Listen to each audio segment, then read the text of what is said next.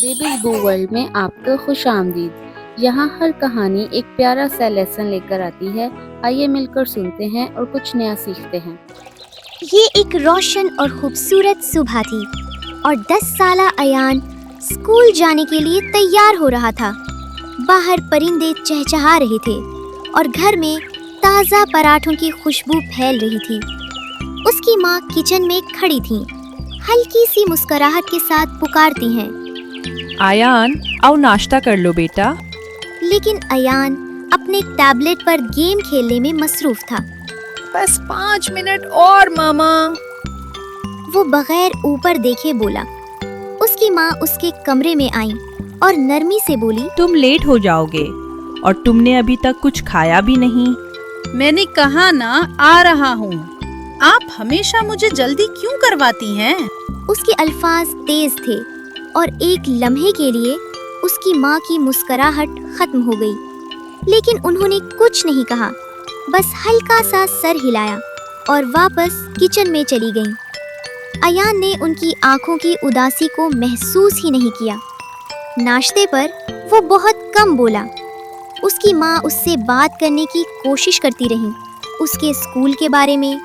आयान बेटा, आजकल स्कूल कैसा चल रहा है? कल कुछ दिलचस्प हुआ था? मैं कोई बच्चा नहीं हूँ। आपको मुझसे हर बात पूछने की जरूरत नहीं है। उसके बाद खामोशी छा गई। उसकी माँ ने चुपचाप उसका लंच बॉक्स तैयार किया और उसे देते हुए कहा, ख्याल रखना अयान। अयान ने जल्दी से पकड़ा, बाय, और वो चला गया बगैर पीछे देखे। स्कूल में शुरू में सब कुछ ठीक लग रहा था। अयान अपने दोस्तों के साथ हंसा, ब्रेक में खेला और क्लास में जवाब भी दिए। लेकिन कुछ अजीब सा महसूस हो रहा था। वो समझ नहीं पा रहा था कि क्या है। लंच के वक्त उसने अपना लंच बॉक्स खोला। उसमें उसका पसंदीदा खाना था, आलू की सब्जी और नर्म रोटी, और साथ एक छोटा सा नोट भी था। ओह मामा, फिर से। अच्छी तरह खाना खाओ मेरे सूरज, आज तुम मुस्कुराए नहीं। उम्मीद है तुम्हारा दिन रोशन हो जाएगा, मामा। अयान नोट को देखता रह गया। पहली बार उसके दिल में कुछ भारी सा महसूस हुआ। उसे सुबह की बातें याद आईं, उसका रवैया और उसका बगैर सही अलविदा कहे चले जाना। स्कूल के बाद आसमान पर काले बादल छा गए, तेज हवा चलने लगी और फिर जोरदार बारिश शुरू हो गई। वालिदैन अपने बच्चों को लेने दौड़ते हुए आए। अयान स्कूल के गेट के नीचे खड़ा था, उधर देख रहा था। देर कर रही हैं। वो इंतजार करता रहा। 5 मिनट, 10 मिनट, 20 मिनट। बारिश और तेज हो गई और आसमान में गरज सुनाई दी। बाकी बच्चे एक एक करके जा रहे थे, अपने वालिदैन के हाथ पकड़कर। अयान के दिल में खौफ बढ़ने लगा। मामा कभी लेट नहीं होती। उसने अपना बैग जोर से पकड़ लिया और थोड़ा आगे बढ़ा। अब उसका दिल तेजी से धड़क रहा था। काफी देर बाद उसे दूर एक जान पहचान शक्ल नजर आई, बारिश के अंदर। उसने अपनी माँ को देखा। वो दौड़ रही थी। उनके हाथ में एक टूटा हुआ छाता था और वो पूरी भीगी हुई थी। अयान, उन्होंने आवाज दी। अयान उनकी तरफ दौड़ा। उन्होंने उसे जोर से गले लगा लिया। मैं आ गई हूँ बेटा। उनके हाथ में एक टूटा हुआ छाता था और वो पूरी मैं भीगी माफी हुई चाहती थी। हूँ बेटा, रास्ता बंद था। सब ठीक है बेटा, मैं यहाँ हूँ। अयान ने उन्हें गौर से देखा।